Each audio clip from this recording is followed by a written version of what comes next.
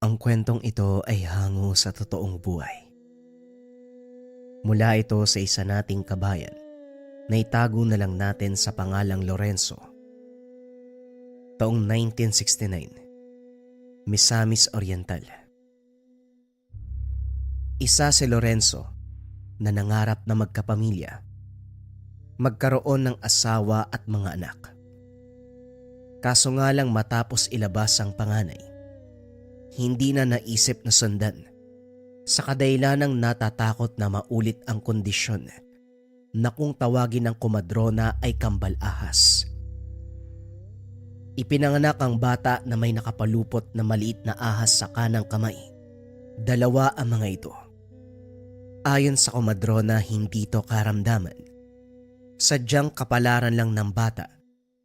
Si Cecilia ang asawa. Matagal bago natanggap. Hindi naman dumidikit sa lahat ng oras ang dalawang ahas. Humihiwalay pero hindi lumalayo. Minsan lumalambitin sa kortina, sa mga gamit, kung saan matatanaw ang sanggol. Nang tumungtong sa edad na 3 gulang, dumadalaw na lamang sa tahanan ang dalawang ahas. Kung minsan natatagpuan ang bata na nasa kakahuyan, nakatingala kung saan naroon ang nilalang. Wala pa ring pinagbago, kulay puti ang kulay ng ahas. Nagtataka rin na mag-asawa dahil tuwang-tuwa ang anak nila kahit wala namang ginagawa ang ahas. Para bang nag-uusap ang dalawa, para bang nagkakausap sila, na tanging sila lang din ang nagkakaintindihan. Minabuting tiisin hanggang lumipas ang taon. Dalaga na si Amelia. Akala ni Lorenzo, tuluyang naputol ang ugnayan ng anak sa ahas dahil wala na itong paramdam sa mahabang panahon. Kaso biglang nabalitaan sa mga kaklase ang ginawa ni Amelia. Suki ng panunukso ang anak. Matalino, may itsura, at talagang kakainggitan. Ang mga kaklase panay hanap ng mali sa kanya. Nung una tinitiis lang ni Amelia, pero habang tumatagal sumusobra. Kaya naman hindi maiwasang magkwento sa kagubatan. Yun pala, nakikinig ng palihim ang kambal ahas. Ang naganap, ang mga kaklaseng nanunukso ay tinuklaw. Sinasabing aksidente dahil ang daan patungong eskwela ay nasa kalagitnaan ng gubat. Kaso nga lang, may isa na nakakitang si Amelia mismo ang tumawag sa nilalang. Hindi inako ng anak dahil aniya walang katuturan, pero para kay Lorenzo ay posible. Amelia, umaming ka nga. Nagkikita pa ba kayo ng kambalaas mo? Sinabi ko na sa'yo na kapag nagparamdam uli, huwag mo nang pansinin. Itaboy mo. Marami nang nangyari. Nagkanda, malas-malas na nga yung buhay natin. Nasisante ako sa trabaho, tapos natanggal pa sa paglalabada ang nanay mo. Tapos ngayon ito mababalitaan ko, tignan mo. Iilan sa kaklase mong binawian ng buhay dahil natuklaw ng ahas. Wika ng tatay na si Lorenzo. Bakit po ba ako sinisisi nyo? Kasalanan ko po ba yun? Hindi ko naman po hawak yung buhay nila. Pa, wala akong kinalaman sa nangyari sa kanila. Huwag mo kong pagtasa ng boses. Anak lang kita, Amelia. Sinasabi ko sa'yo, kapag napatunayan na kambalaas mo may kagagawa ng pambibiktima, pati ikaw damay sa parusa ko. Aba! Bumalik ka dito! Kinakausap pa kita, Amelia! Napabuntong hininga na lamang si Lorenzo ng pagsarahan ng pintuan. Sakto ding dumating ang asawa, nakakagaling lamang sa paghahanap ng bagong mapapasukan. Laurencia, ano bang nangyari? Dinig ko sa labas ang sigawan niya. Na paano ba si Amelia? Tanong ni Cecilia. Kausapin mo ang anak mo, Cecilia. Lumalaking bastos. Narinig mo naman kung paano niya ako sagutin, hindi ba? Pakiusapan mong lumayo sa kambal ahas dahil maraming mapapahamak. Yung mga kaklase niya namatay dahil sa tuklaw. Siya ang may gawa nun. Manahimik ka, Lorenzo. Sinasabi mo bang mamamatay tao si Amelia? Maghulos dili ka sa pananalita. Anak natin ang pinag-uusapan dito. Anak mo. Paano mo nasabing kambal ahas ni Amelia ang tumuklaw sa mga yon? May pruweba ka ba? Meron yung kaklase niya. Nakita siyang tinawag ang ahas. Yun lang. Yun lang ang batayan mo, Lorenzo. Dahil sinabi na ganyan, maniniwala ka kagad. Ganyan ka ba sa anak mo? Mas paniniwala ng ibang tao kaysa sa kanya.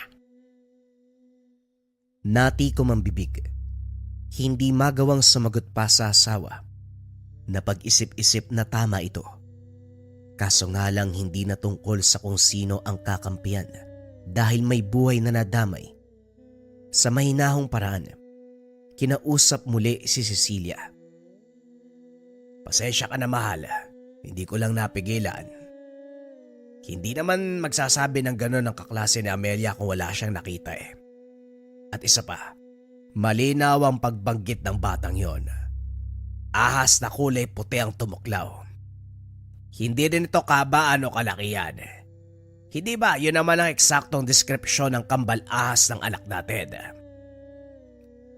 Lorenzo, wag mo sabihing anak natin kung hindi ka naniniwala kay Amelia. Sa salita mo, mas matimbang pa rin ang sinasabi ng iba. Bakit hindi si Amelia ang paniwalaan mo? Mahirap bang gawin yon sa sarili mong anak? Ang punto ko dito, may posibilidad na si Amelia nga ang nasa likod nito. Nagtungo ako sa eskwelahan kanina para magtanong. Ang sabi ng mga bata, ang mga yumao ay silang minsang nanukso kay Amelia. Napapasobra na nga daw eh. Paano kung sandaling nasagad ang anak natin? Doon sa kambal ahas nagsumbong. Tapos itong nilalang kagad nagpadalos-dalos ng kilos. Pwede naman yun, hindi ba? Hindi, Lorenzo. Hindi. Kung yan ang paniniwalaan mo, bahala ka. Total para sa'yo, mas matimbang ang salita ng ibang tao. Napabuntong hininga na lamang si Lorenzo. Tinalikuran siya ng asawa. Pabalibag na sinarado ang kwarto. Palipat-lipat ang tingin sa mga silid. Sa kabila ay silid ng asawa niya. At ang isa naman ay sanak. Ay nako, talaga ngang mag-ina kayo. Kinabukasan siya ang nagatid kay Amelia sa eskwela. Kapansin-pansin ang pagtitinginan ng mga estudyante. Ang anak naman niya ay taas noong nagmarcha patungo sa silid. Sumakto ang dating dahil naroon na ang guro. Pinatawag muna saglit at kinausap. Lorenzo, pasensya ka na kung may istorbo kong oras mo ha. Siguro naman, alam mo ang balita tungkol sa mga nangyari dito. May iilang katanungan lang sana ako tungkol kay Amelia. May kaklase niyang nakapagsabi sa akin na may ginawa ang anak mo bago ang insidente. Hindi mapalagay sa kinauupuan si Lorenzo. Sa pananalita pa lang ng guro, buhay na ang pagiging kabado. Ano naman po ang ginawa ni Amelia? Ang sabi ng estudyante, may kinakausap sa gubat ang anak mo. Pagkatapos may lumapit na puting ahas. Kumaripas ng takbo'y nakakita dahil sa takot. Pero nakita rin niya yung nilalang na tumuklaw sa mga bata. Kaparehong ahas eh. Itatanong ko lang, may alaga ba kayong ganun sa inyo? Walang matinong tao na makikipag-usap sa ganung uri ng nilalang. Wala naman po. At saka paano nasabing nakikipag-usap sa ahas ang anak ko? Ni hindi nga yan halos nakikipag-usap sa tao eh. Kung hindi mo tatanungin, hindi rin iimik. Hinatid ko talaga si Amelia dahil gusto ko makilala kung sino estudyante yung nagsasabi niyan. Yun na nga din ang sinabi ko. Imposible po talaga na may marunong makipag-usap sa hayop. Wala pa akong naririnig na ganun. Mama, mabuti pang parusahan mo nagsabi niyan kasi pangalan ng anak ko nasisira. Masama ang tingin ng mga estudyante sa kanya dahil lang sa balitang yan, hindi naman totoo. At ngayong nakausap ko na po kayo at malinaw na walang kinalaman si Amelia, uusad na po kami sa proseso para aksyonan na nangyari. Maraming salamat po sa oras nyo. Nakipagkamayan si Lorenzo sa guro. Pagkatapos ay sinulyapan sa silid-aralan ng anak. Nagsisimula na ang klase. Tuwang-tuwa siya nang makitang nakasagot si Amelia sa katanungan ng guro. Umuwi na rin siya upang hindi na makaistorbo. Hindi maiwasang mapangiti ni Lorenzo sa naging pag-uusap. Ang buong akala'y madidiin sa issue ang anak. Mabuti na lamang mahirap paniwalaan ang sinabi ng kamag-aral. Subalit hindi pa rin maalis sa isipan ng takot. Upang makumpirma nagtungo sa kakawyan. Sinubukang hanapin ang kambal ahas. Naging maingat din na walang makakakita. Baka siya naman ang pag-usapan. Sinuyod ang buong gubat. Kahit ang kasulok-sulukan. Kaso nga lang walang nagpakita. Tumigil na rin siya dahil napagod. Pagdating sa tahanan, naabutan ang asawa na nakaabang sa pintuan. Sinalubong pa siya. Bakit ngayon ka lang dumating? May bisita tayo. Kunot noong sumunod si Lorenzo sa asawa. Ganon na lamang ang pagkagulat nang makita ang kambal ahas ng anak. Gumagapang pa ito sa higaan. Kailan pa yan dumating dito? Bakit ganyang kalaki? Tanong ni Lorenzo habang tinititigan ang nilalang. Naglalaba lang ako sa likod. Pagpasok ko, nariyan na siya. Hindi ko alam kung kailan o paanong nakapasok. Anong gagawin natin? Kumuha ng kawayan si Lorenzo para ituro sa ahas. Sinubukang itaboy sa labas ng bintana. Kaso nga lang hindi umalis. Hindi nagtagal ay nagwala. Winawasak ang mga gamit. Nataranta ang mag-asawa. Hindi na alam ang gagawin. Kalaunan huminto at makalipas ng ilang sandali ay dumating si Amelia. Lalong nangamba ang mag-asawa nang dali-daling pumulupot ang dalawang ahas sa kanya. Maging ito ay nasasaktan, nagpupumiglas. Kaso lang, sa lakas ng nilalang ay walang nagawa. Mabuti na lang at hindi tinuluyan, parang pinatikim lang si Amelia. Makikita rin sa mga mata ng ahas ang galit. Yun lang ang ginawa. Dahan-dahang gumapang palis.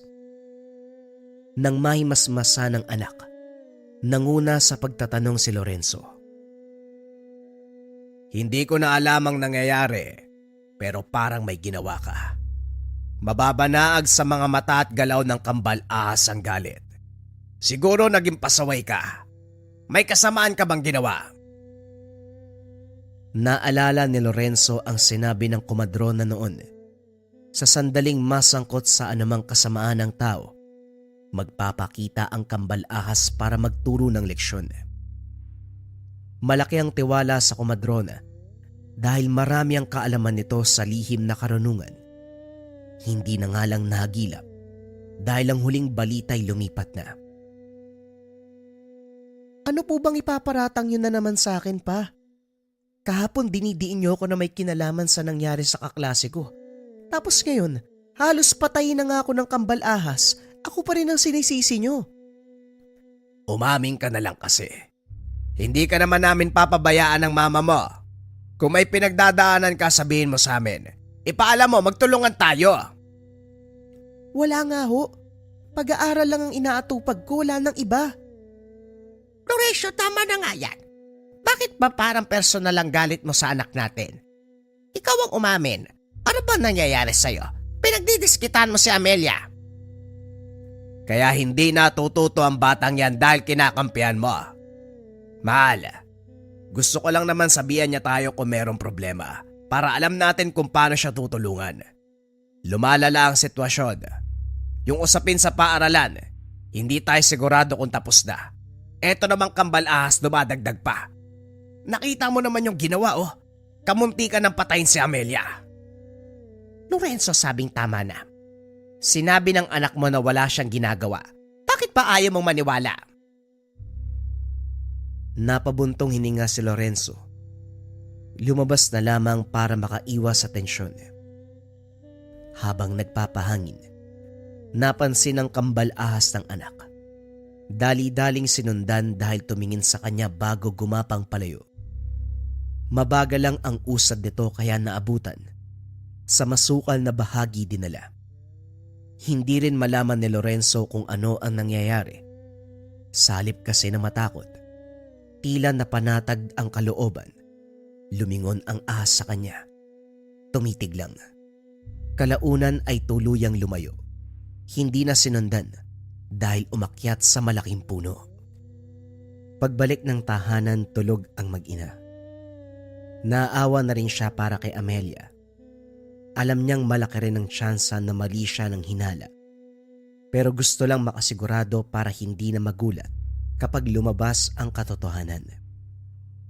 Sa kabila ng pagnanais na mapaamin ang anak, nag-isip na rin ng alternatibong paraan. Sundan ito para malaman ang galaw. Natuklasan ni Lorenzo na bago pumasok sa eskwelahan ay may dinadaanan pa si Amelia. Kubo sa pinakadulo ng kakawyan. Naroon ito sa paanan ng bundok. May nakatira doon, sinasabing mangkukulam. Naging kuryoso siya kung ano ang namamagitan sa mangkukulam at anak. Hindi rin magawang lumapit dahil nangangamba na makita. Ang ginawa na lamang ay nagmasid at nakiramdam. May inabot ang matanda kay Amelia. Nakangiting tumango ang dalaga. Nagmano pa bago lumakad. Nawala sa isip ni Lorenzo ang anak dahil nabaling ang pansin sa mangkukulam. Nang pumasok ito ng tahanan, nakaalis na si Amelia. Dali-dali siyang lumapit. Matagal siyang nakatayo sa pintuan. Naguguluhan kung ano ang gagawin kapag nakaharap ang matanda. Kaso naunahan siya nito. Magandang araw sa iyo, iha. Anong may paglilingkod ka? Wika ni Aling Malia. May bitbit itong balde na tinabunan ng dahon ang laman. Nangangamoy kaya napigil ni Lorenzo ang hininga. Nang mapansin ng matanda ang reaksyon, dali-dali itong itinabi. Pasensya na po kung medyo sensitibo ang pangamoy ko. Itatanong ko lang po sana kung may nakita po ba kayong puno ng yantok sa gubat na ito. Ilang oras na ako naglilibot. Wala akong mahanap eh. Gagawin ko lang po sana para bangkuhan. Napatingin sa kabundukan si Aling Malia. Pagkatapos ay bumaling sa kanya. Meron, pero nasa tuktok ng bundok. Tutuloy ka ba? Mukhang uulan. Sinasabi ko na nga ba, ayan o, pumasok ka muna iyo. Mababasa ka riyan. Niluwagan ng matanda ang pagbukas ng pintuan para patuloyin si Lorenzo. Sakto din kasi. Biglang bumuhos ang ulan. Sinamantala ang pagkakataon na masuri ang tahanan ng mangkukulam. Nagtaka siya. Masyadong malinis ang loob. Maayos na nakailera sa tabi ang mga nigo at buslo ng puno ng halamang gamot. Mas nagmukha pa itong albularyo kaysa mangkukulam. Dahil dito, biglang naiya si Lorenzo dahil pinag-isipan ng masama. Pasensya ka na kung ito lang ang mayaalok ko. Wala rin ako sa buhay. Umaasa lang sa produktong makukuha sa taniman at tinapay na iuwi ng kaibigan kong estudyante. Wika ni Aling Malia. Naglapag ng kape at inalok sa kanya. Kaibigang estudyante, sino naman po kung pwede ko malaman? Si Amelia. Nakakatuwa nga kasi magkatunog ang pangalan namin. Mabait ang bata. Puno ng kabutihan ng puso. Pinaglaban niya ako sa bastos na estudyante nung araw. Yun ang simula ng pagkakaibigan namin. Magmula noon, siya na ang nagbibigay ng pagkain. Naawa nga ako kasi tinuturing akong pamilya. Ginawa kong responsibilidad kahit hindi kailangan. Bihira lang makakilala ng ganong bata. Kaya labis ako nagpapasalamat. Kunot noong inalala ni Lorenzo ang mga sandaling humihingi ng malaking halaga si Amelia para sa proyekto ang rason. Binibigyan naman nila. Ito pala ay tinutulong sa iba. Napahinga ng malalim si Lorenzo. Tuluyang naalis ang pagdududa sa anak. Ang buong akala'y nakikipagkaibigan sa masamang tao. Nang maalala ang tungkol dito, hindi maiwasang magtanong. Pasensya na po pero may itatanong lang sana. Huwag niyo pong mamasamain. Minsan ko na kasing narinig na mangkukulam kayo. Totoo po ba yun? Diretsyong napatingin si Aling Malia sa kanya. Hindi mo mapipigilan ng mga tao kung yan ang tingin sa matandang nag-iisa sa lugar. Kagad naintindihan ni Lorenzo ang ibig sabihin. Humaba ang usapan. Unti-unti ring nakilala ang matanda. Palihim na humingi ng tawad dahil sa masamang naisip. Sa pagtila ng ulan, nagpaalam na at umuwi. Pagdating ni Amelia bandang hapon, nagulantang ang mag-asawa dahil duguan ang uniforme. Magulo ang buhok, madungis ang muka, punit ang damit. Kagad lumapit si Cecilia para ito ang unang kumausap. Napag-alamang napaaway sa daan. Pinagtulungan ng mga naniniwala na siya ang may kasalanan kung bakit natuklaw ang ibang kaklase. Nang marinig ni Lorenzo, nagbitbit ng itak at saka binaybayang daan. Swerte namang naabutan ang mga estudyanteng gumulpe sa anak. Nasindak ang mga ito at kumaripas ng takbo. Kaso nga lang may isang masama ang titig. Isang lalaki na hindi nalalayo ang edad kay Amelia. Hindi nakasuot ng uniforme, kung kaya't hindi matukoy kung pumapasok ba sa parehong eskwelahan. Kilala po kita, Manong. Ikaw ang tatay ng babaeng nagngangalang Amelia. Nakita kitang hinatid siya sa eskwela. Mabuti na rin na nagkaharap tayo ngayon para malaman mo kung gaano kasama ang anak mo. Wika ng binata na nagngangalang Marlon. Isa ka ba sa mga gumulpe sa anak ko? Hindi ka ba natatakot na baka tagayin kita? Bakit naman ako matatakot kung wala ako masamang ginagawa? Ikaw pa nga po yung dapat matakot dahil may ginawa ang anak mo. Si Amelia, totoo na siya ang tumawag ng ahas para tuklawin ang mga estudyanteng nang aasar at nang gugulo sa kanya. Huwag mo akong lilangin, bata. Hindi mo ako madadaan sa ganyan. Ganun po ba? Hindi na rin ako magtataka dahil nakausap mo na ang mangkukulam. Sa tingin ko nga, napaniwala ka niya. Ikaw naman utu-uto. Pasensya na po kung medyo bastos ang pananalita ko. Ayaw ko lang sa mga magulang na kinakampihan ng anak kahit may ginagawa namang masama. Napabuntong hininga si Lorenzo para magpigil ng galit. Ayaw pa niyang makapatay sa oras na ito. Bawiin mo ang sinabi mo. Wala akong babawiin dahil totoo ang sinabi ko. Ayaw niyo po bang maniwala o kailangan niyo pa ng matibay na patunay? Hindi ba nagdududa ka rin sa anak mo? Bakit masyado ka maraming alam? Sino ka ba? Hindi pangalan o katauhan ko ang dapat yung alamin. Mabuti pang umuwi na kayo para malaman ang nangyayari sa anak mo. Hoy, sandali. Bumalik ka rito. Nasaan na yun? Hoy, bata! Bumalik ka rito! Hindi na nahabol ni Lorenzo. Kumaripas papunta ng tahanan. Tama ang binata. May nangyari sa mag-ina.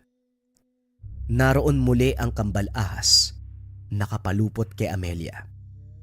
Hirap na hirap ang dalaga at nagsimula ng kapusin ng hininga. Unti-unti nang nangingitim. Nasa tabi si Cecilia. Nagsusumamo at nakikiusap sa nilalang. Galit na ito. Hindi maunawaan kung bakit hindi naman makausap. Pakiusap, ibaba mo si Amelia. Huwag mong saktan ang kambal mo. Ibaba mo na siya. Nakikiusap ako. Ibaba mo ang kambal mo. Magkapatid kayo. Huwag mo siyang papatayin. Sige na. Makinig ka naman sa akin. Sa kabutiang palad na kinig ang ahas, dahan-dahang binaba ang dalaga na kaagad nahimatay. Nanatili sa tahanan ang nilalang. Tumabi sa nakahimlay na si Amelia. Sa puntong ito, unti-unti na ring humupa ang galit. Mababakas ang pagiging maamo. Lorenzo, ipapatay na natin ang nilalang na yan. 2 beses niya nang sinubukan patayin si Amelia. Paano kung sa susunod matuluyan? Marami namang marunong pumatay ng ahas dyan. Wika ni Cecilia. Nakaagad hindi sinang-ayunan ni Lorenzo. Gusto munang malaman kung ano ang kahulugan ng nangyayari. Labag man sa kalooban ng asawa na umalis siya't iwanan sila sa ganong sitwasyon. Lumakad pa rin si Lorenzo. Hahanapin ang kumadrona. Bumalik sa dating tirahan nito. Sa kabutiang palad may nakapagturo kung saan lumipat. Nagkita sila. Kaagad sinalaysay ang kaganapan. Mabilis na tukoy ng lalaking kumadrona ang naganap. Nakikita ko na ang pangyayari. Etong nakaraang araw iniluwalang sanggol. Darating ang araw na magkakagulo ang magkambal dahil sa kasamaang pinasok ng isa. At nangyari na nga. Huwag kang mag-alala dahil hindi papatay ng ahas ang anak mo. Paraan lamang yon para maturuan ng leksyon ng dalaga, kaso parang hindi niya nauunawaan. Kailangan niyang masabihan at kinakailangan marunong siyang umintindi sa paywatig ng kambal ahas. Ano pong pinasok na kasamaan? Sinasabi niyo bang may ginagawang mali ang anak ko? Ganun na nga, Lorenzo. Batay sa nakikita mo, ang anak mo ay nakipagkasundo sa isang mangkukulam na ang gamay ay mag-alaga ng hayop na siyang magdadala ng sumpa. Kung sinasabi mong may insidenteng kinasangkutan ng mga estudyante, totoo yon. At may mas malala pang pinasok ang anak mo. Huwag kang mabibigla, pero nasanay na siyang pumatay. Hindi man sariling kamay ang ginagamit, pero siya pa rin ang naguutos. At ang inuutusan niya walang iba, kundi isa ring ahas na pagmamay-ari ng mangkukulam. Hindi ko na mabasa kung anong eksaktong napagkasunduan, pero isa lang ang sigurado. Kailangan nating maisalba ang anak mo bago tuluyang umanib sa kanyang diwa ang demonyong ahas. Nanghina si Lorenzo nang marinig iyon. Kasama na sa pagbalik si Mang Teryo, pero hindi sa tahanan ni Lorenzo ang punta. Dumiretso ito sa bahay ng mangkukulam. Sa malayo pa lang makikita ang isa-isang pagsara ng mga bintana. Kaagad ding naramdaman ni Mang Teryo ang orasyon nito. Alam kong nasa loob ka lang. Ang bilis mo magsara ng lugar ah. Hindi ka ba tumatanggap ng bisita sa ganitong oras? Wika ni Mang Teryo. Inihanda na rin ang bote ng langis at orasyon. Walang sagot na maririnig kaya patuloy sa pagsasalita. Taasan mo pa ang bakod para hindi ko madaling mawasak. Walang yaka. Hindi lang ang anak ang nilinlang mo, pati na din ang ama. Nadaan mo sa salita, no? Kaso nga lang, hindi ako ang tipo ng tao na makakapayag palampasin ang ginawa mo. Malas mo lang dahil sa akin sila humingi ng tulong. Ako rin ang kumadronang nagpaluwal sa dalaga kaya may pakialam ako. Sandali, hindi mo alam na may kambal ahas ang bata. Doble ang malas mo. Wika ni Mang Teryo habang sinasaboy sa bakuran ang langis. Kasabay nito ang dahan-dahang paglitaw ng kambal ahas ni Amelia. Galit na galit ang pagbumuka.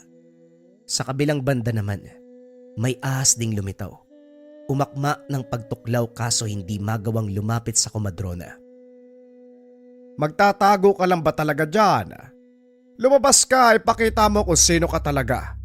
Sa sandaling nilapitan mo ang dalaga at ginawa ng masama, Dapat alam mo ang kakalagyan mo. Puro katago. Ayaw mo talaga magpakita.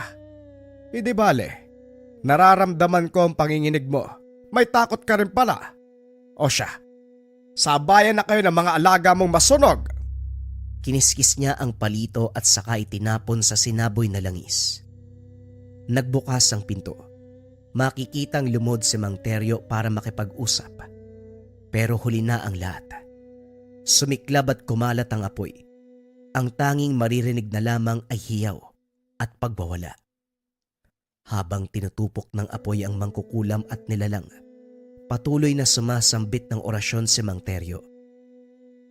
Si Lorenzo sa kabilang banda ay natataranta dahil puro damo at halaman ang nasa paligid. Kinakabahan na baka kumalat sa buong kakahuyan ng apoy. Nagulat na lang din siya nang matapos sumambit si Mang Teryo ay siya ring pag-apula. Hindi nakapagsalita. Napukaw lang atensyon nang makitang umalis na ito sa lugar. Dali-dali siyang sumunod. Pagdating ng tahanan, inihipan ng 3 beses si Amelia. Nagising at bumalik sa uliratang dalaga. Ilang buwan na pala napapasailalim sa mahika ng kulam. Dito rin ipinagtapat ni Mang Teryo ang tungkol sa iba pang ginawa. Ang mga taong nakakasalubong sa daan na humusga o kahit may sinabi lang na hindi maganda, kaagad inuutusan ng ahas, yung alaga ng mangkukulam, na tuklawin at patayin. Nakiusap naman si Mang Teryo na wag nang banggitin sa dalaga upang hindi na magulo ang isipan at emosyon. Sumang-ayon naman ang mag-asawa. Ang kambal ahas sa kabilang banda, sa tahanan nila naninirahan. Ngayon lang din nalaman na hindi ito nakikita ng ibang tao, kaya wala silang dapat ipag-alala.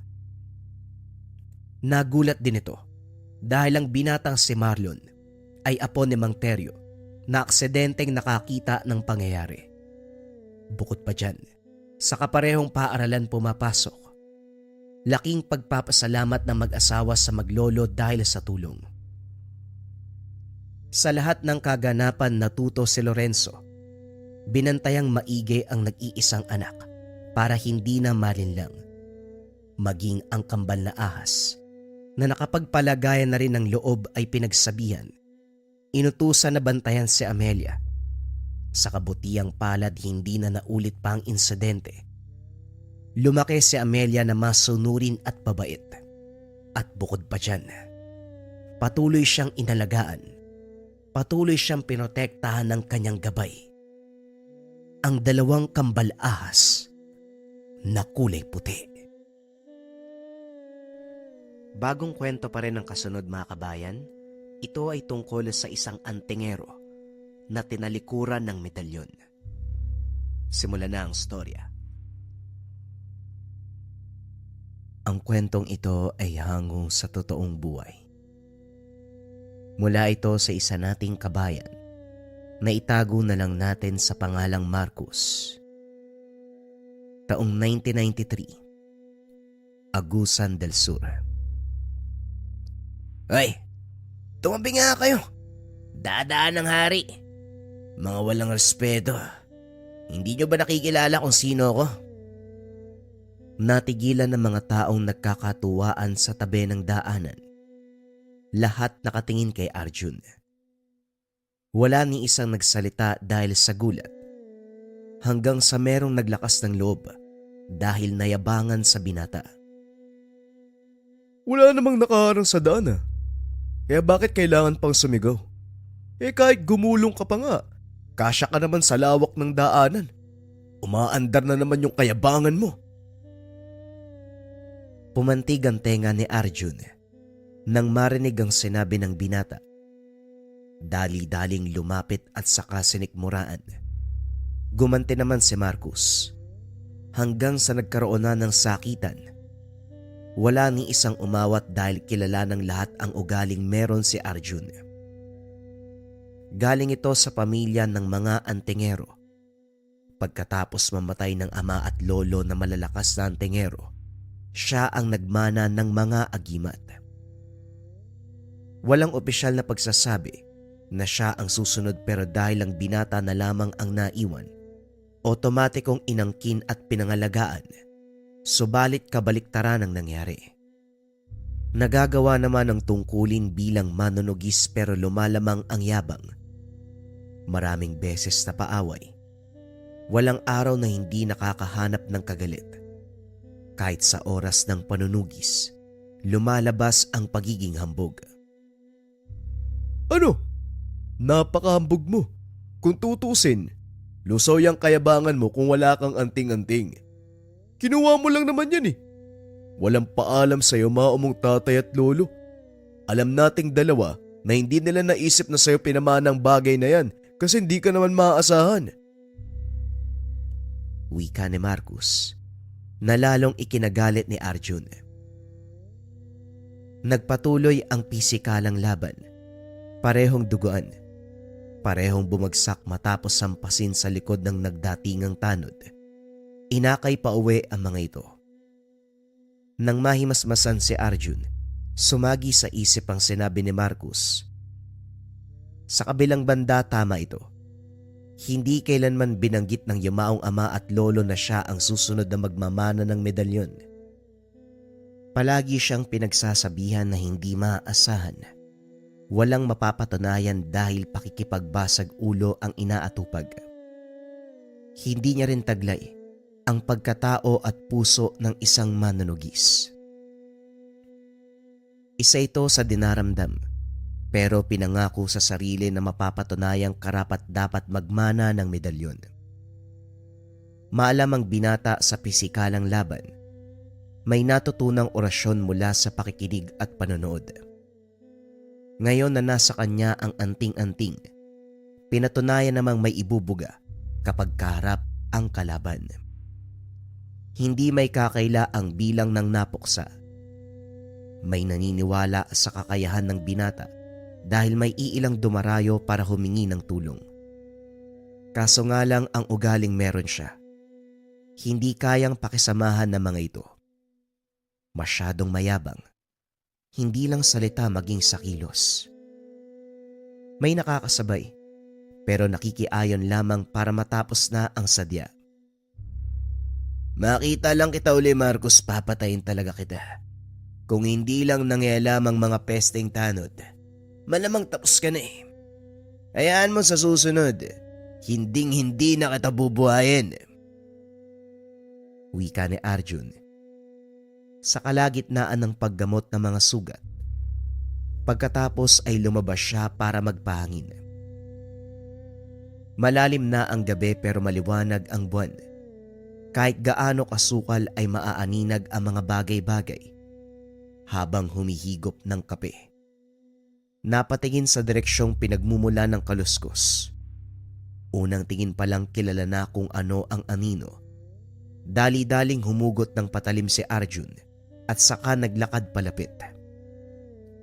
Oh, huwag ka nang magtago, nakita na kita. Lumabas ka na para mapatay na kita.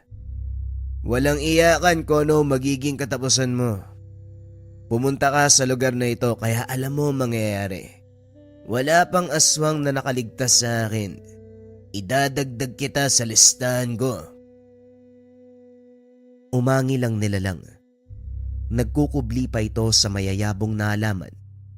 Matyaga namang dagantay ang binata pero laking gulat nang bigla na lang naramdaman ng kalmot sa braso. Hinabol ng taga ang nilalang. Natamaan pero hindi sapat para mapuksa. Maya-maya pa, nag-anyong tawang aswang para magsalita. Masyado kang hambog, Antingero. Sa sitwasyon mo ngayon, parang nagdadalawang isip ka din. Kapag may tangan, dapat nakikita sa iyo ang bisa nito. Madali kang magkasugat. Madali kang saktan. Hindi kaya walang tiwala sa iyo mga medalyon. Dala-dalawa pa ang suot mo. Hindi ka naman kayang ipagtanggol. Masyado ka namang naniniwala sa nakikita mo. Nasusugatan ako dahil tao pa rin. Pero wala lang sa akin to, mababaw lang yan. Nasa balat, Hindi umabot sa kaloob-looban. Ikaw grabe yung pinsala mo. Naabutan ka ng taga. Hindi ka ba nangangamba na sa susunod kong atake siguradong mamamatay ka? Huwag puro salita, Bubuit. Alam mo sa sarili mo na hindi mo ko kaya. Sabihin nating nasusugatan ng isa't isa, pero huwag kang magpapakasigurado sa susunod na mangyayari. Nalingat si Arjun. Napansin na lang na muling nagtamo ng kalmot sa kabilang braso. Napaluhod matapos masugatan din sa hita. Tuluyang napasubsob ng matamaan ng lakas. Napatingala ng masakal. Iyo, hindi muna kita papatayin. Wala akong paglalaroan sa susunod Hahayaan kitang mabuhay sa miserableng pamamaraan dahil mas masakit yun. Hawak ko na ang buhay mo. Palagi mong tatandaan yan. Babalikan kita. Napadaing si Arjun ng kalmutin sa leg. Mababaw pero tumalsik ang dugo. Dali-daling umuwi ang binata nang maglaho ang aswang. Kagad ginamot ang mga sugat. Sa kabilang banda, napapaisip din kung paano siya nasugatan sa kabila ng pagkakaroon ng tangan. Hindi katulad ng yumaong ama at lolo na kahit ilang patalim ang bumaon sa katawan, hindi ito tinatablan. Gayunpaman, iniwasang isipin na hindi buo ang tiwala ng medalyon sa kanya. Paulit-ulit na sinasabi sa sarili na dahil ito sa pagiging baguhan. Ilang buwan pa lang magmula nang maangkin ang 2 medalyon. Siguro, hindi ko pa kayang sabayan ng medalyon kaya ganito. Darating din ang araw na magiging malakas ako. Malakas na malakas. Wala kahit sinong aswang ang makakatalo. Magiging tanyag din ang pangalan ko bilang dakilang manunugis. Malalagpasan ko pa ang pangalan ni tatay at lolo. Sa ideyang naisip, hindi maiwasang matawa ng binata. Malaki ang tiwala sa sarili at masyadong mataas ang lipad ng pangarap. Lumipas ang araw na hindi nanugi si Arjun. Kumikirot pa ang sugat kaya napirme muna sa tahanan. Ayaw ring magpadalos-dalos at humarap sa kalaban na merong iniinda. Inatupag na lamang ang pagpapakain ng dasal sa mga medalyon, Infinito at San Benito. Kahit yumao na ang ama at lolo na silang orihinal na alagad ng kanan, naiwan ng mga ito ang libretang naglalaman ng dasal at orasyon. Ito ang binabasa ng binata at isinasaulo. Minsan na rin ginamit sa aktwal na labanan. Dahil gumagana, lalong lumaki ang ulo. Makaraan pa ang ilang sandali. Nabulabog ang pagdarasal ng may dumating. Hindi kilala pero batay sa sadya ay hihingi ng tulong. Pinatuloy sa silid tanggapan. Pinag-usapan ang pakay. Iyo, nagtanong-tanong ako at ikaw ang tinuro. Mahusay ka daw pagdating sa panunugis ng aswang. Pwede mo ba kaming tulungan? Sa amin kasi, ginagambala ng nilalang ang buntis kong apoy. Kilala ko kung sino, pero walang lakas ang loob na kumalaban. Aswang Wika namang Ricardo. Yun lang po ba? Wala namang problema. Magkano po bang iaalok nyo? Iaalok? Pera ba? Hindi ba libre ang ganito? Nakahingi ako ng tulong dati sa lolo mo pero wala namang bayad. Manong, si lolo yun. Ako na ang pumalit sa kanya. Pareho kami manunugis, pero magkaiba kami ng patakaran pagdating sa ganito. Nagutos ka kaya malamang kailangan na meron ding balik. Hindi madali ang pinapagawa mo. Buhay kong isusugal para lang mapatay ang sinasabi mong aswang tapos walang bayad. Mangmang ka ba? Kamot ulong napatitig si Mang Ricardo sa binata. Hindi akalaing malayong malayo sa ugali ng yumaong lolo. Maging ang ama nito, walang hinihinging kapalit. Ang nais lamang ay makatulong. Magkano ba ang gusto mo, iho? Ipapaalam ko lang sa'yo. Magsasaka lang ako ha. Kakarampot at barya-barya lang din ang kinikita. Ayos na sa akin ang 500. Pagtsatsagaan ko na lang. Iyong mahal naman. Baka pwedeng tumawad, buong buhay ko na yan. Kung ayaw mo sa presyo ko, maghanap ka ng ibang manunugis. Walang nagawa si Mang Ricardo kung hindi patulan ang presyo ng binata. Mahirap makakuha ng manunugis sa lugar na makakapatay talaga ng aswang, kung kaya't pinagtiyagaan ang kagustuhan ni Arjun. Tuwang-tuwa naman ito nang matanggap ang pera. Gayunpaman, hindi kinalimutan ang napag-usapan. Aminadong mahilig sa pera ang binata pero totoo sa salita. Kaya pagsapit ng dilim, pinuntahan kaagad ang kabilang barangay para tugisin ang aswang. Pasipol-sipol na pinagmamasdan ang nag-iisang tahanan sa dulo ng maisan. Ito ang itinuro ni Mang Ricardo sa bahay ng aswang. Malayo man pero tanaw ni Arjun ang nakadamba sa bintana. Isang dalagita. Hindi maperme ang tangan. Panay sa pagbibigay ng senyales. Alam na ni Arjun na may hinahanap itong banta. Panay ang silip. Sinusuri ng tingin ang madilim na paligid. Dahil hindi makita nagsara ng bintana at pintuan. Hindi muna sumugod si Arjun. Pinalipas ang mga oras. Inantay na lumabas ang aswang. Hindi nabigo. Nakita nitong nagmamadaling naglakad patungo sa kung saan. Sinundan at nasaksihan ang pagpalit ng anyo. Tao pa itong tumatakbo, pero makaraan ng ilang sandali ay naging halimaw. Hinugot ni Arjun ang patalim nang makarating sa tahanan kung saan punterya ng nilalang. Nakilala kung kaninong tahanan dahil batay sa napag-usapan nila ni Mang Ricardo. Maglalagay ng palatandaan ng matanda sa mga bintana. Sana matuwa ka, tanda. Ereregalo ko sa iyo ang ulo ng pesteng to. Hoy pangit, halika muna rito. Mag-usap tayo. Huwag kang umastang bingi. Alam kong naririnig mo ko. Ikaw nga, aswang. Ang kulit ng animal na to, halika dito. Agaw atensyon ni Arjun sa aswang. Lumapit ito sa kanya. Diretsyong sumugod. Naalerto ang binata dahil sa biglaang atake. Masyadong mabilis ang kaganapan. Napangawi ng makaramdam ng kirot. Pagtingin sa tagiliran, nagtamo ng sugat. Sa galit gumanti ang binata. Sinalubong ng taga ang aswang pero walang tinamaan. Sumugod ng sumugod kaso nga lang para siyang pinaglalaroan. Siya lang ang nasasaktan sa ginagawa.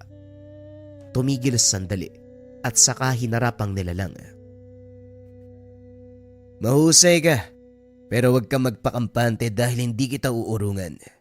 Nabayaran na ako dito kaya kailangan kitang mapatay. Naglabasan ang mga ugat sa leeg sa pagpipigil ng pagsigaw.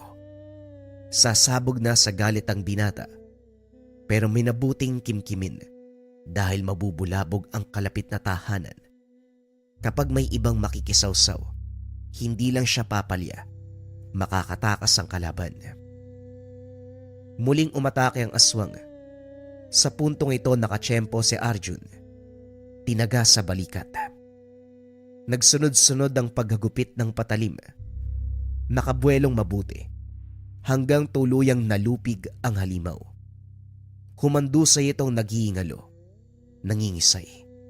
Hindi pinatagal ang paghihirap, pinugutan ng ulo. Sa kalokohan ng binata, binalot ng dahon ng pugot na ulo, isinilid sa sako at saka itinali sa silong ng tahanan ni Mang Ricardo. Tanda, tapos na ang trabaho ko. Nasa silong ang sukli. Tuwang-tuwa itong umuwi, pero kinabukasan sinugod ni Mang Ricardo. Siraulo kang bata ka. Mabuti na lang nagising ako na madaling araw. Nangangamoy ang silong kaya tinignan ko. Buisit, bakit mo nilagay ang pugot na ulo ng aswang? Ipapahamak mo ba ako? Gusto mo yatang pag-usapan ako ng mga tao ang usapan natin patayin mo ang nilalang. Hindi kasali ang pag-uwi ng ulaw.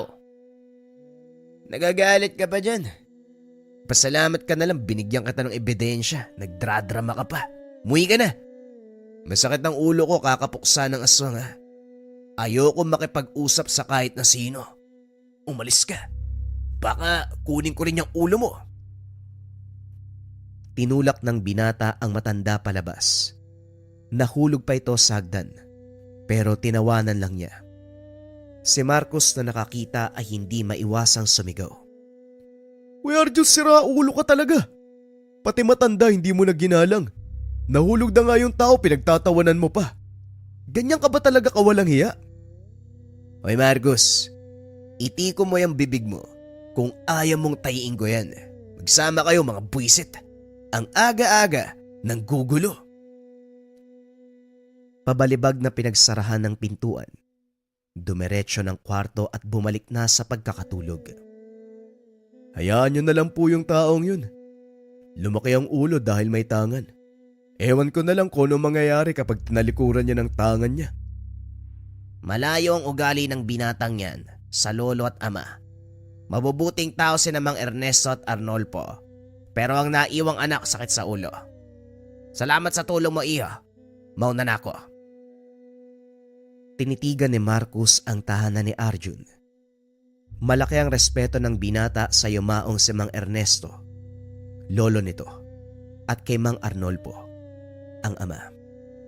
Minsan na siyang nakatanggap ng tulong mula sa mga ito nang walang hinihinging kapalit. Sila ang tipo ng tao na handang magbuwis ng buhay para maisalba lamang ang iba. Subalit ang anak at apo na naiwan ay kabaliktaran. Puno ng kayabangan. Sinasamantala ang kahinaan ng taong humihingi ng saklolo. Pagsapit ng hapon, gumala sa sentro ng sityo si Arjun. Nagkasiyahan ng mga tao. Merong nagbabasketball, mga batang naglalaro, at iilang lasing na nagsusugal. Matiwasay ang lahat pero nagbago nang dumating ang binata. Kanya-kanya sa pagtalikod. Pinapakitang ayaw ang presensya nito. Hoy! Ang aangas nyo naman. Dumating lang ako, nagsitigil na kayo. Ano bang problema nyo ha? Kunelyohan ni Arjun ang binatang akmang tatalikod sa kanya. Yumuko lang ito. Natatakot tumingin. Nagsiiwas ang iba. Dahan-dahan nang umuwi ang karamihan. Arjun, nagsisimula ka na naman. Natatakot na ang bata kaya pakawalan mo siya. Nabaling ang pansin ni Arjun nang magsalita si Marcos. Kakarating lang nito mula sa paunguhan ng dayami. Ibinagsak sa tabi ang pasan na sako at saka hinarap siya. Bibida ka na naman ba, Marcos? Huwag mo akong yabangan dahil alam mong wala kang laban sa akin. Wika ni Arjun. Sinampal-sampal sa pisngi ang binata. Nagbuntong hininga si Marcos. Sinalubong ng tingin si Arjun. Kaya hindi ka gaanong sinasabayan ng tangan dahil sa ugaling meron ka. Napakayabang. Napakahambog. Pati buhay ng mga inosente sinisindak mo. Wala ka namang binatbat kung hindi dahil sa lolo at tatay mo. Nasagad si Arjun. Muli na namang nagrambulan ang dalawa. Tumingin lamang ang taong nakapaligid. Walang nangahas na umawat dahil takot na madamay. Magkapantay ng lakas ang dalawa kaya napahaba ang away. Nawasak ang mga bagay-bagay sa paligid sa tuwing babagsakan ng mga ito. Naging kaabang-abang nang pumaibabaw si Marcos. Pilit dinidiinan ang nakatutok na patalim sa natatarantang si Arjun. Sige lang, kahit itagos mo pa sa katawan kong itak na yan, hindi ako mamamatay. 2 ang medalyon ko, kaya akong isalba ng paulit-ulit. Huwag ka na magsalita kung nag-aalangan ka. Ngayon pa lang nanginginig ka na. Pwede ko lang ituloy to. Makikita sa mga mata ni Arjun ang takot. Minabuting pigilan ang pagdiin ng itak. Ngumisi si Marcos sa kilos nito. pero kalaunan ay nakabawi rin. Tumilapon ang binata. Siya naman ngayon ang pumaibabaw. Tangka na sanang tatagain ng pigilan ng mga tao. Sumusobra ka na, Arjon. Maiyak ka naman sa lolo at tatay mo. Ang babait nila pero ikaw, ubod ng yabang. Hindi lang naninindak, nananakit pa. Wika ni Mang Dansyong. Hindi mo na ginalang ang iniwang reputasyon ni Mang Ernesto at Arnolfo. Dinungisan mo ang magandang pangalan nila. Bakit hindi ka umayos? Sundan mo ang yapak ng lolo't ama mo. Mabubuting tao. Dahil dyan sa kayabangan mo ang daming napeperwisyo. Si Marcos na nga lang nagtatanggol sa amin laban sa iyo. Sinubukan mo pang patayin. Wika ni Mang Rito. Talagang nagkakampiyan pa kayo ha? Hoy! Kahit magsanib puwersa pa kayong lahat, hindi nyo ko kakayanin. 2 tangan ko!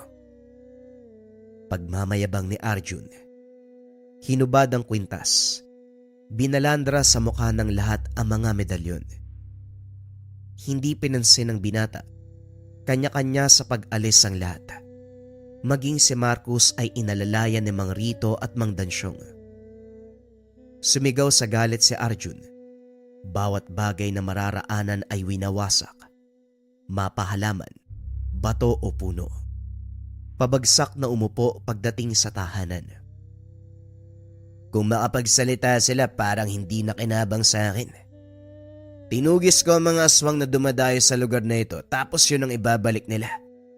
Ang kakapal ng muka. Sige, sa susunod, bahala na kayo magligtas sa mga sarili nyo. Tignan natin kung kaya nyo makipagpatayan sa nilalang. Sinisisi pa ako kaya siya nagyayabang. Malamang ipagmamayabang ko ang 2 medalyon na meron ako. Ang kakayahan na pumatay ng aswang para hindi naman sila nagyayabang sa buhay nila. Akala mo kung sino mga santo, mga buwisit. Basag lahat na magamit sa pagwawala ng binata.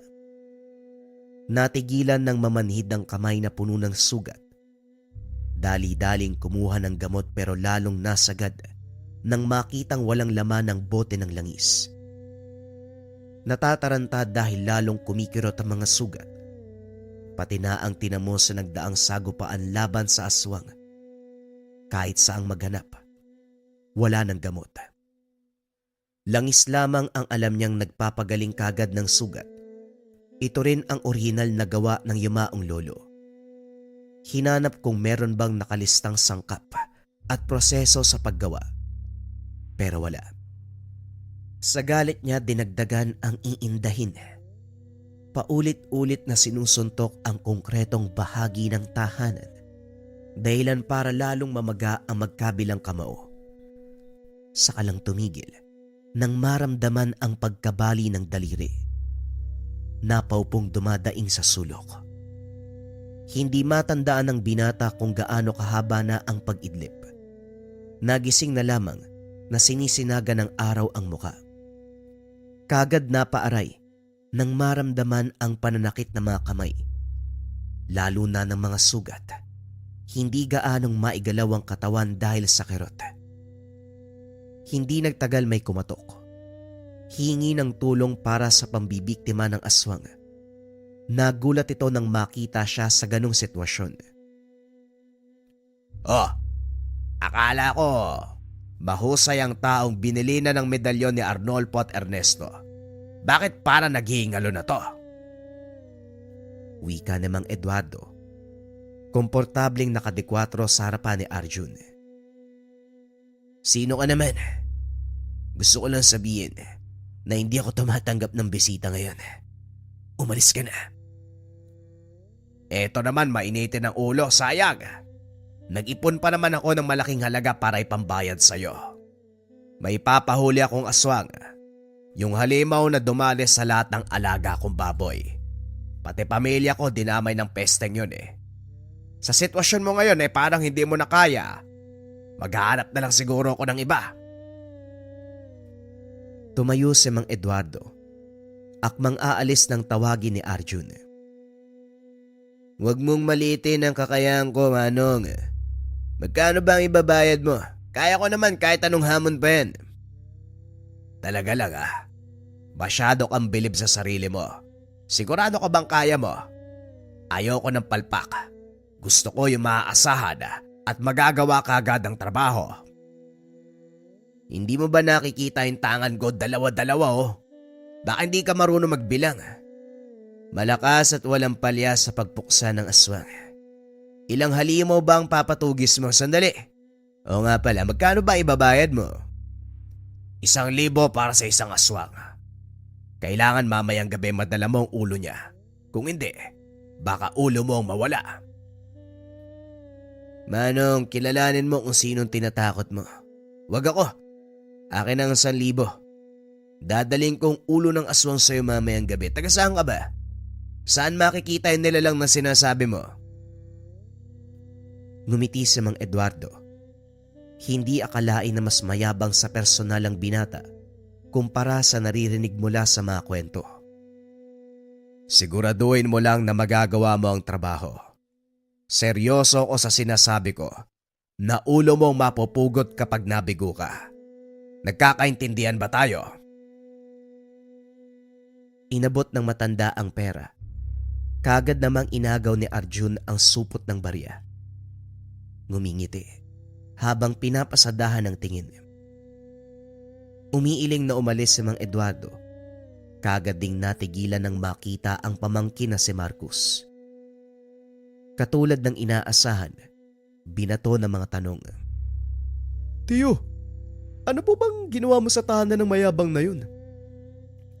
Wala ka nang pakialam doon, Marcos. Mabuti pang umalis ka na bago pa merong makakita sa atin. Malaman pa magkaanak tayo. Alam kong ayaw mong malaman nila na magkadugo tayo dahil sa kung sino ka, pero babalaan po kita. Ano man ang balak mo sa lalaking yun, huwag mo nang ituloy. Mapapahamak ka lang, tiyo. Walang habas ang kayabangan ni Arjun. Kung mangaral, parang mas matanda ka pa sa akin, Oda. Alam ko. May gusto lang ako ipagawa sa batang yon. Huwag kang mag-alala dahil mag-iingat ako. Eto pala pambili ng kailangan. Sige na, alis na ako. Sinunda ng tingin ni Marcos ang lumalayong tsuhin. Nabaling sa supot ng barya ang pansin. Nang hindi na matanaw, napaisip ang binata kung ano ang sadya nito sa tahanan ni Arjun. Magkadugo sila. Pero hindi mabasa ang galaw ni Mang Eduardo. At isa pa, hindi magkasama sa bubong kaya walang ideya. Sumapit ang gabi. Pinilit ni Arjun na kondisyon ng sarili dahil may laban ang haharapin. Idinaan na lamang sa dasal at pag-inom ng tubig na pinagbabara ng medalyon. Hindi alam kung mapapabuti ang kalagayan pero umaasa. Pinunta ng lugar na itinuro ni Mang Eduardo. Masukal ang gubat. Ingay ng kuliglig at kaluskos ng dahon ng maririnig. Nagkubli si Arjun. Inaantay ang oras na daraan ang sinasabing aswang. Matyagang nag-abang ang binata pero sa paglipas ng oras, unti-unting nabagot. Masyadong payapa at para sa kanya walang sino man ang dadaan sa lugar.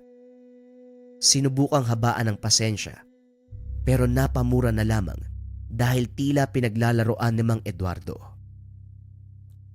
Sira ulo yata yung matandang yun. Kanina pa ako nandito pero wala namang aswang. Teka, kung niloloko ko nun, hindi siya magbabayad ng malaking halaga. Ewan, kapag wala pa mamaya, uuwi na ako. Pinalipas ni Arjun ng oras. Sa puntong aalis na sana, biglang nakaamoy ng samyo. Kagad hinanap ng paningin ang pinagmumulan. Hindi nagtagal nakita rin ang aswang. Anyong tao pa rin ito. Isang matandang kuba na marahang naglakad sa kalayuan. Kumilos si Arjun. Maingat na humakbang papalapit.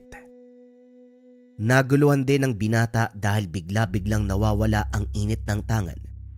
Para bang bumbilya ng malapit ng mapundi. Gayunpaman, sa kagustuhan na matapos kagad ang pagpuksa, Dere-derechong sinundan ng nilalang. Habang tumatagal, unti-unting nag-anyong aswang ang matandang kuba. Lilipad na sana, kaso inagaw ni Arjun ang atensyon. Wala sa itaas ang kalaban mo, kaya hindi na kailangan pang lumipad. Nandito lang ako sa lupa at yung inaapakan mo, yan na ang magiging libingan mo. Ano? Handa ka na bang mahiwalay sa katawan ng kaluluwa? Hinugot ni Arjun ang patalim at saka naganda kaso nga lang napangiwi nang biglang kumirot ang namamagang kamay. Gayunpaman, minabuting makatayo para magawa ang pagpuksa. Subalit laking gulat ng mag-anyong tao uli ang aswang. Hindi makapaniwala ng makilala. Mang Eduardo, sandali. Yan din yung itsura ng aswang na umatake sa akin noon. Ikaw yun. Aswang ka. Anong kailangan mo sa akin? Kalma lang bata. Ikaw naman. Malinaw na sa akin na hindi ka lang mayabang. Mainitin din ang ulo mo. Pero bakit ka ba nagulat? Huwag mo sabihin na hindi mo ako nakilala kahit nung nasa tahanan mo ko. Yang medalyon na pinagmamayabang mo, magbibigay yan ng senyales, hindi ba? Napaisip si Arjun. Walang anuman senyales na binigay ang tangan. Hindi ako nakikipaglokohan kaya umayos ka. Tutal magkaharap na tayo. Humanda ka na sa kamatayan mo. Hindi kita uurungan. Papatayin kita. Nakakatakot ka naman. Nanginginig patelaman ko. Bawas-bawasan mo ang kayabangan dahil yan mismo maglalagay sa'yo sa alanganin. Ngayon nga, ay parang iniwanan ka na ng tangan mo. Tinignan ni Arjun ang mga kwintas. Laking gulat ng magmistulang bato na lamang. Wala nang buhay. Wala nang bisa. Wala nang maaasahan. Gayunpaman, hinarap pa rin si Mang Eduardo. Wala akong pakialam kung gumagana man to o hindi. Magtuos tayo para malaman mong hindi lang sa medalyon ako kumakapit. Nagulat si Mang Eduardo nang itapon ng binata ang mga medalyon. Sumugod ito pero madaling nasalo ang atake. Tinilapon niya ito at hindi na pinatagal pa. Pinatikim ang binata. Sunod-sunod na suntok ang pinakawalan. Kinalmot sa iba't ibang bahagi ng katawan. Kinagat sa balikat. Pinadama ang tunay na takot. Maririnig ang hiyaw ng binata. Kaso kahit anong paghingi ng saklolo, walang darating para iligtas siya. Hindi naman sana ako mangyayalam kung hindi nakakasagad ang ugali mo. Minsan ko nang nakasagupa ang lolo at tatay mo. Sila ang dahilan kung bakit ako nagdusa ng ilang taon. Pero hindi yon pagdurusa lang. Tanda at aral na mali ang ginagawa kong pambibiktima noon.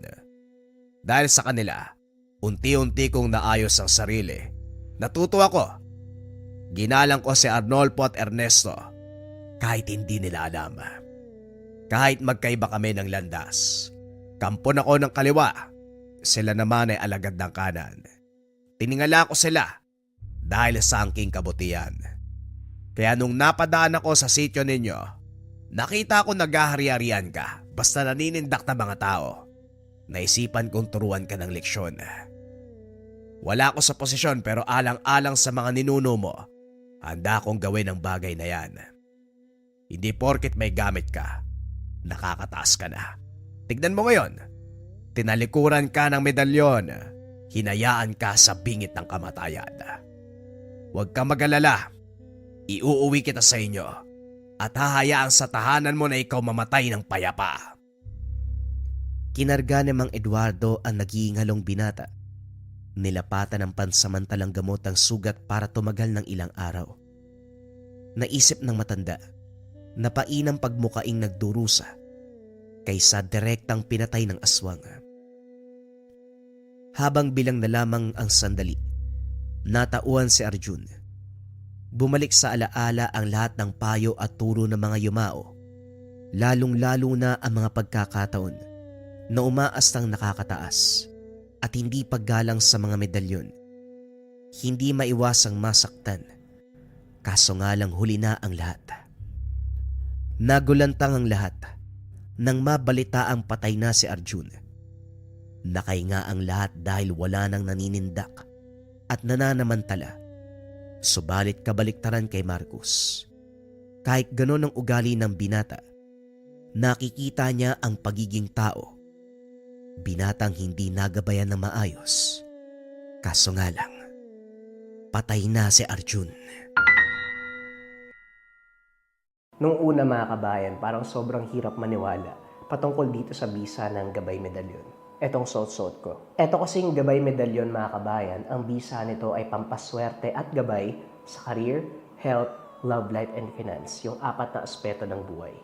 Magmula nang dumating sa akin to mga kabayan, tapos palagi ko na siyang suot, mas nag-take ako ng actions. Nandun kasi yung konsepto na dapat naniniwala ka sa gamit mo at ang pinakamabisang paraan ng pagpapatunay na naniniwala ka, mas mag-take ka ng action sa mga bagay na gusto mong ma-achieve or sa mga hinihiling mo. So every day talaga mga kabayan, mas nag-try ako, sinubukan ko yung mga bagay na gusto kong marating at sakto din mga kabayan.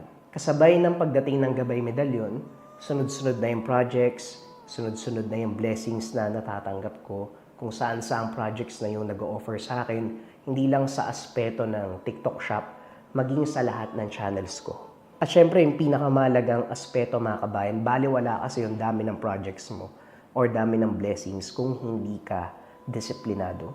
For me kasi mas doon nakakatulong yung Gabay Medalyon.